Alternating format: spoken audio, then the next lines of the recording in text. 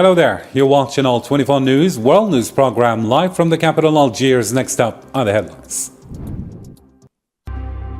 Sahrawi President Brahim Ghali launches a new peace initiative, rejecting unilateral moves and urging direct talks or good faith talks.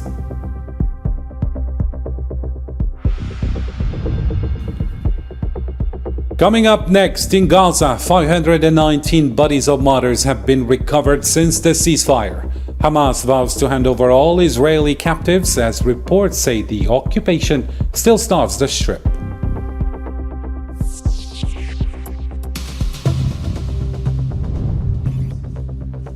Also in our news, Algeria and the UK step up strategic dialogue. South Korean firms eye stronger defense ties, while the EU hails Algeria as a key energy partner.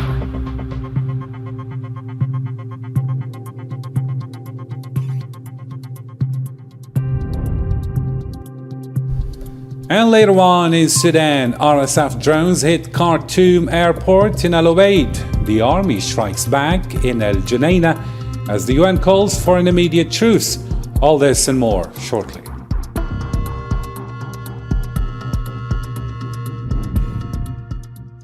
Welcome back to the program. It's great to have you with us tonight. First up in our news, the president of the Sahrawi Republic, Brahim Ghali, has put forward a new proposal for a fair political solution that guarantees self-determination for the people of Western Sahara and helps bring peace and stability to the region.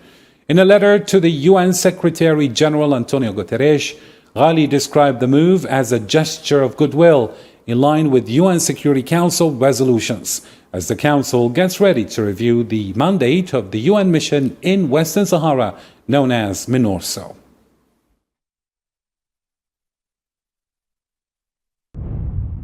As the UN Security Council gets ready to revive the mandate of the United Nations mission for the referendum in Western Sahara, MINURSO, President Brahim Ghali has taken a step forward with a gesture of goodwill, responding to Security Council resolutions, including Resolution 2756-2024, which again called on both sides to show flexibility in order to reach a solution. He sent a new proposal to the UN Secretary General. On Monday, the President of the Sahrawi Arab Democratic Republic and Secretary General of the Polisario Front, Brahim Ghali, addressed a letter to United Nations Secretary General Antonio Guterres. In it, he presented the Polisario Front's detailed proposal titled A Mutually Acceptable Political Solution to Guarantee the Sahrawi People's Right to Self-Determination and Restore Peace and Stability in the region. On the same occasion, Sahrawi President Brahim Ghali has once again rejected any unilateral solutions that simply maintain the status quo. In a letter to UN Secretary General Antonio Guterres, Ghali called for political courage and vision to reach lasting peace and to build a shared future founded on mutual respect, good neighborly ties, and real cooperation.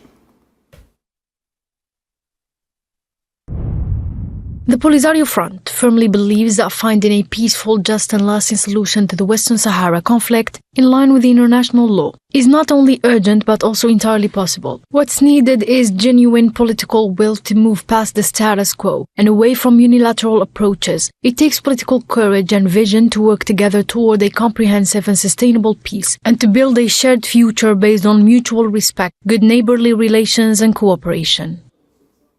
The president of the Sahrawi Republic says the Polisario Front is ready for direct and serious talks with Morocco in good faith and without preconditions. He added that any negotiations should be held under UN supervision and guided by the spirit and content of the new proposal.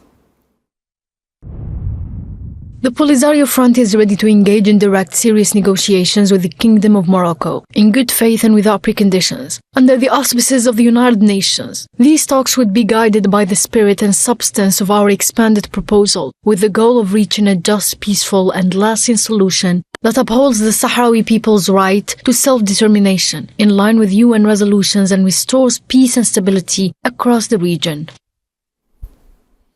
In the same context, Algerian Foreign Minister Ahmed Attaf held a phone conversation with his Russian counterpart Sergei Lavrov, focusing on key regional and international issues. The two diplomats discussed the latest developments in Western Sahara question, reaffirming their shared commitment to a fair and lasting solution in line with international law and UN resolutions. The exchange also underscored the strong partnership between Algiers and Moscow and their continued coordination on peace and stability across the entire region.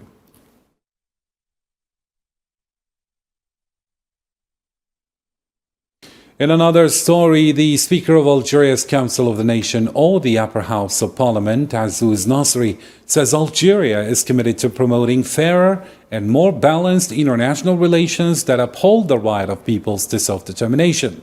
Speaking at the Interparliamentary Union meeting in Geneva, he urged the adoption of Algeria's approach favoring dialogue, political consensus, and non-interference. Nasri also called for a united parliamentary vision to boost global efforts against terrorism and extremism. تحرص الجزائر دوما تحت قيادة رئيس الجمهورية السيد عبد المجيد تبون. Algeria has always been keen, under the leadership of the President of the Republic, Mr. Abdelmadjid Tebboune, to strengthen the principles of international solidarity, good neighborliness and non-interference in the affairs of others, principles that are enshrined in its constitution and form a cornerstone of its foreign policy. Algeria's policy of solidarity at the international level has devoted significant attention to supporting colonized people, whether through its steadfast commitment to the Palestinian cause or by providing aid to Sahrawi refugees and raising international awareness. This reflects Algeria's approach to promoting continental integration and its sincere diplomatic efforts to resolve various complex issues through peaceful means. And in Algiers, a renovated center for Sahrawi patients has reopened in the municipality of Marsa. The facility, which now offers 120 beds, was fully refurbished to provide better living conditions and healthcare services. Patients and their companions welcomed the move, saying it will ease their treatment journey and help relieve their daily hardships. Today in the state of Boumerdès, specifically in Al-Marsa, a center dedicated to hosting Sahrawi patients was re-inaugurated. The facility has a capacity of 120 beds. This project follows a full renovation of the center, aimed at providing comfortable accommodation and adequate healthcare services for patients. Moving on now to another file, the Palestinian Health Ministry says rescue teams have recovered the bodies of 519 martyrs from under the rubble, while 87 others were killed in direct attacks since the Gaza ceasefire took effect. In the past 24 hours alone, hospitals received 13 bodies and 8 wounded, including several killed by Zionist fire. The ministry says the death toll from the Zionist aggression has now climbed to over 68,200, with more than 170,000 injured since October 2023.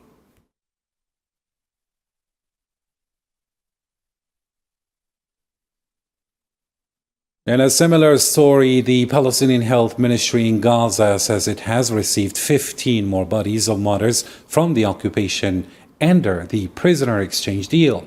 The handover carried out by the Red Cross brings the total to 165 bodies returned in 6 batches. Meanwhile, Hamas's Qassam brigades announced they'll hand over the bodies of 2 Israeli prisoners tonight as part of the ongoing exchange process.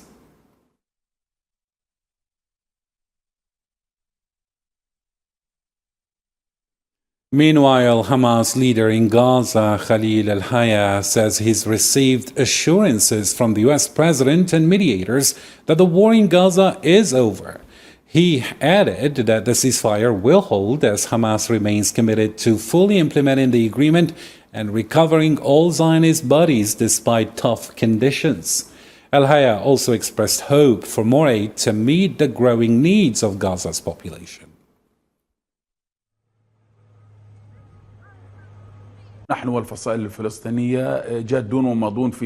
We and the Palestinian factions are serious and determined to hand over all the bodies of hostages as stated in the agreement. But we find it extremely difficult because these bodies, with the changing nature of the ground, Some of them are underground and some of them are under large, tall buildings. This requires time and large equipment, but determination and will, God willing, will lead us to finish this issue completely. And in another story, 9 EU countries are calling for the full enforcement of the Gaza ceasefire and the reopening of all crossings for humanitarian aid. Speaking after the Med-9 summit in Slovenia, Prime Minister Robert Golob said there's no justification for blocking relief efforts to Gaza. He urged lifting the blockade and allowing aid to flow freely to the besieged Palestinians. We all approve of the recent ceasefire and the ceasefire plus the Sharm Sheikh plan for peace as presented by United States President Donald Trump. However, we would like to see the plan come to fruition in all terms, not just at the initial stage. In that regard, we discussed various concrete actions and measures where individual member states, but also we as a group, could support the further development, especially the further path to peace in the region. On a similar note, Palestinian sources say dozens of aid trucks have started entering Gaza again since last night through Karam Abu Salim and Al Auja crossings. But hundreds more remain stuck on the Egyptian side of Rafah, still waiting for clearance to enter the Strip.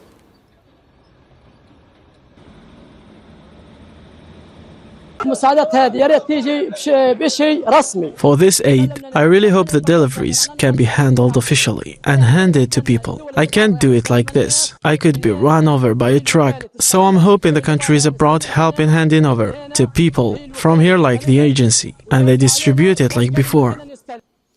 Meanwhile, the government media office in Gaza says the occupation is still choking the Strip by limiting aid and keeping the Rafah crossing closed.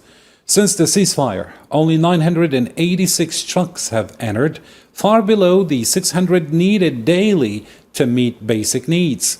The UN's World Food Programme, meanwhile, urged opening all crossings, warning that only Karam Abu Salim and Al Auja are operating, while northern Gaza faces famine.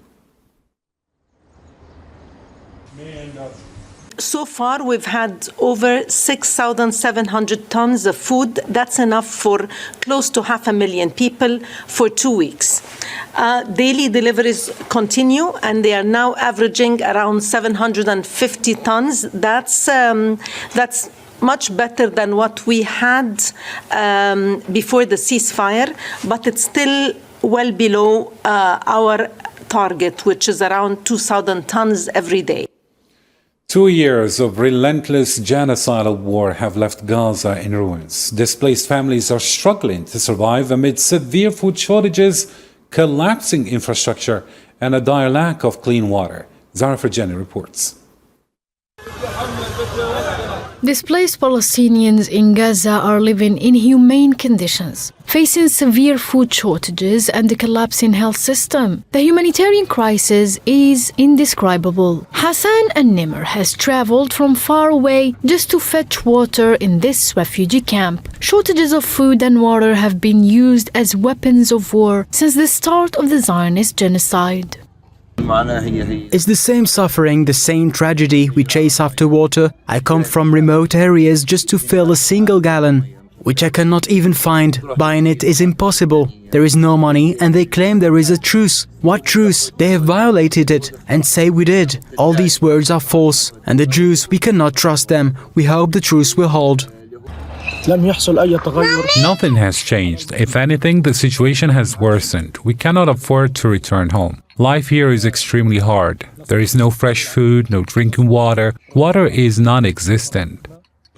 For many, life remains unbearable. The so-called ceasefire has done little to ease daily hardships. The new ceasefire, which began on October 10th after 2 years of relentless violence, has already been violated. Palestinians in Nusayrat fear that the genocide could resume at any moment.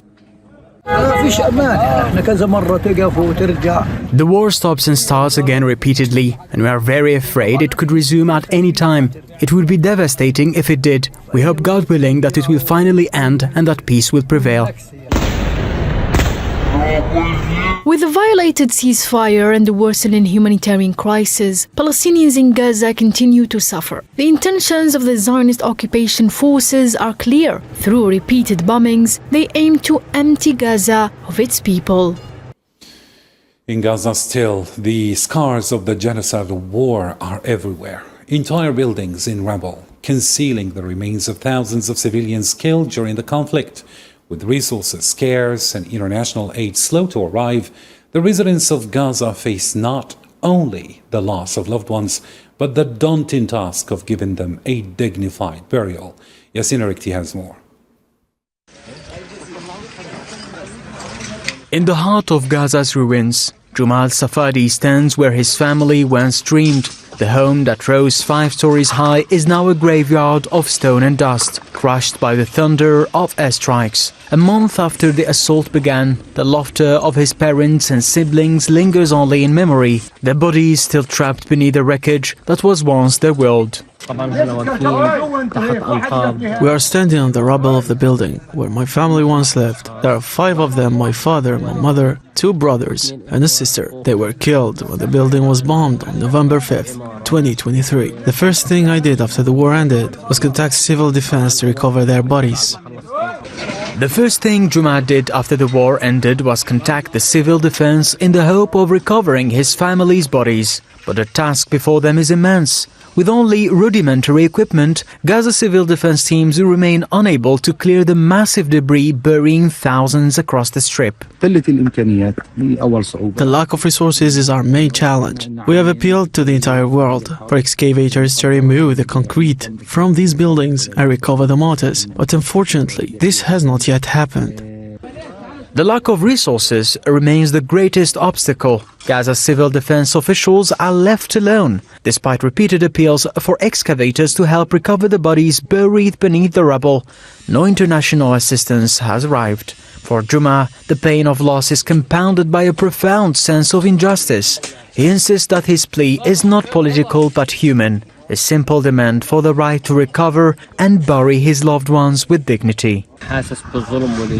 We feel a deep sense of injustice and oppression because today we are unable to do anything due to the lack of resources. As soon as the war ended, all international agencies and organizations focused first on recovering the bodies of Israelis. For me, beyond being Palestinian or from Gaza, I'm a human being and I have the right to recover my loved ones and bury them with dignity. As the wind sweeps across the silent ruins, Juma kneels and whispers a prayer to the families still trapped below. Around him, Gaza's endless rubble stands as both a graveyard and a testament to lives buried, voices silenced, and a people still waiting for the world to listen. Canadian Prime Minister Mark Carney says he'll uphold former Prime Minister Justin Trudeau's decision to enforce the ICC arrest warrant against Benjamin Netanyahu. Carney confirmed he would order Netanyahu's arrest if he sets foot in Canada in full compliance with the court's ruling.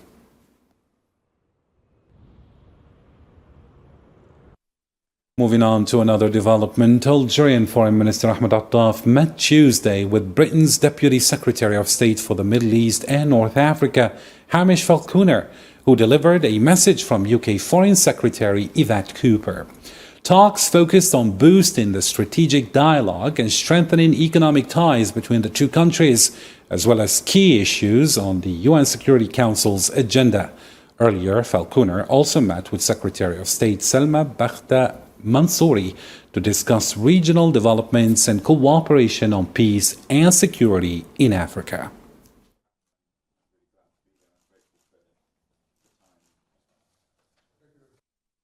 Algerian Minister Delegate to the Minister of National Defense, Chief of Staff, Army General Saïd Changriha, reviewed the latest defense technologies and innovations at the ADEX 2025 exhibition in Seoul. During his visit to pavilions of major Korean firms like LE, Kaya Motors, and Kai, He was briefed on advanced air defense systems, manufacturing, and research projects. Korean companies, on their part, expressed their desire to boost defense cooperation with Algeria, while Shanagriha highlighted the importance of expanding partnerships in research, development, and training.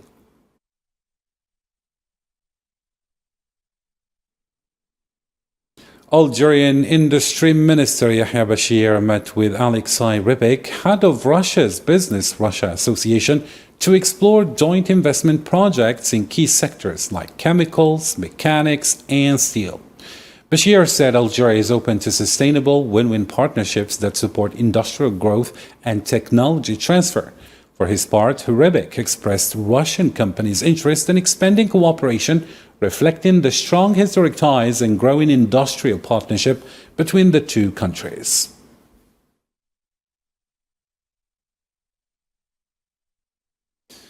Algerian Energy and Mines Minister Mohamed Arqab has called on European companies to boost their investment in Algeria's hydrocarbons and mining sectors.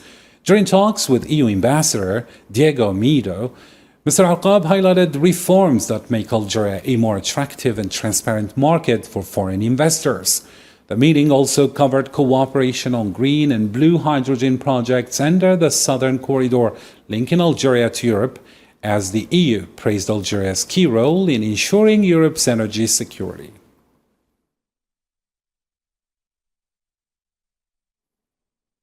And Air Algérie, or Algeria's Airlines, has launched a new route linking Algiers to Chad's capital, N'Djamena, via Douala in Cameroon, with 2 flights a week. CEO Hamza Ben Hamouda says the move follows President Abdelmadjid Tebboun's instructions to boost African connectivity. He added that the airline plans to open more routes across the continent and double its African destinations within the next 3 years. This flight represents an important step in the expansion of Air Algérie's network, in line with the directives and recommendations issued by the President of the Republic, who sees Air Algérie as a key player in the national policy, Algerian diplomacy, and in expanding Algeria's economic presence across the African continent. Under the instructions of the President of the Republic, Air Algérie has developed a program to prioritize the launch of the air route to N'Djamena, and today we are witnessing the realization of this step through the launch of this inaugural flight. Algeria has urged all sides to avoid any escalation in Kosovo and to preserve peace and security in the region. Speaking at the UN Security Council, Algeria's representative reaffirmed the country's support for a fair and lasting solution based on international law and UN resolutions.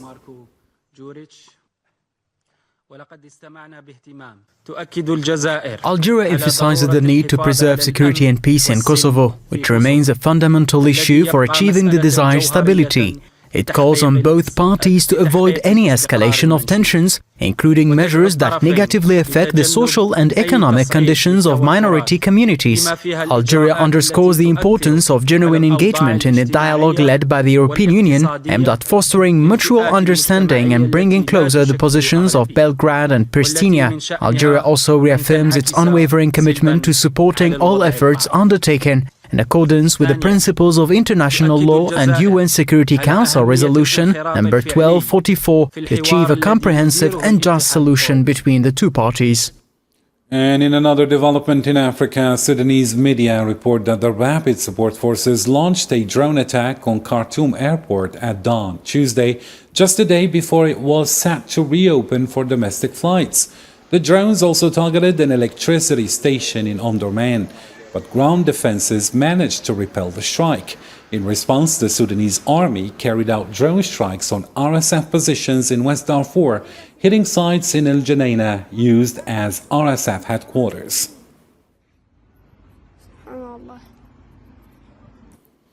The UN's Humanitarian Office, OCHA, is calling for an immediate halt to fighting in Sudan and the protection of civilians. It stressed that stopping hostilities is key to allowing full humanitarian access as aid workers continue delivering vital assistance amid the ongoing conflict.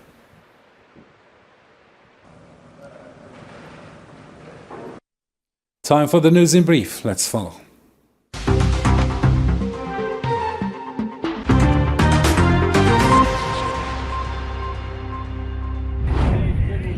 Trial sessions began Monday in Morocco for activists from the Generation Z movement, involving over 2,500 people, including 500 in detention. A defense team member told Sawt al-Maghrib that many of the over 3,500 peaceful protesters, including women and minors, were arbitrarily arrested, with some facing felony charges for protesting corruption.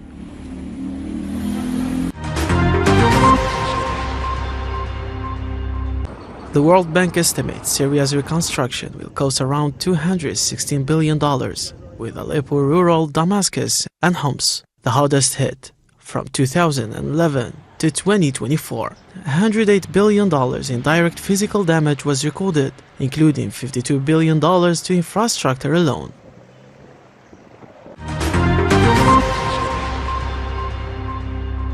Former French President Nicolas Sarkozy's 70 was sent to La Santé prison in Paris on Tuesday, a first in modern French and European history. He is to serve a 5-year sentence for illegally receiving campaign funds from Libya under Muammar Gaddafi. The conviction issued last month found that Sarkozy allowed top aides to seek the illicit funding during his time as Interior Minister.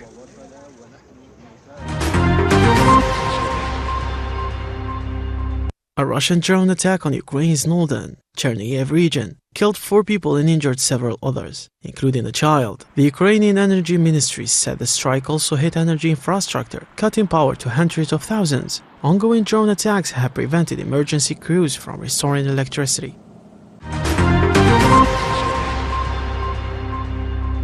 President Donald Trump announced he has accepted an invitation to visit China early next year and is set to meet the Chinese president in South Korea in 2 weeks. He warned that Beijing might use rare earth metals as leverage in trade talks, but asserted that US tariffs are a far stronger tool. Speaking alongside Australia's Prime Minister, Trump expressed optimism about reaching a fair trade deal, but warned tariffs on Chinese goods could increase if talks stall.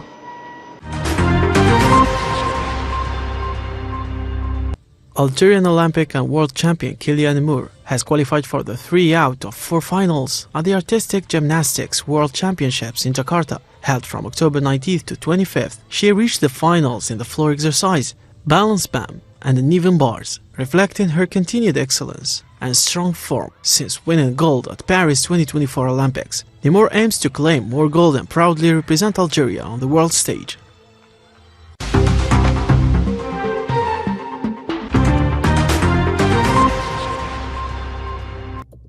And that's the end of our news for tonight. Thanks for watching and goodbye.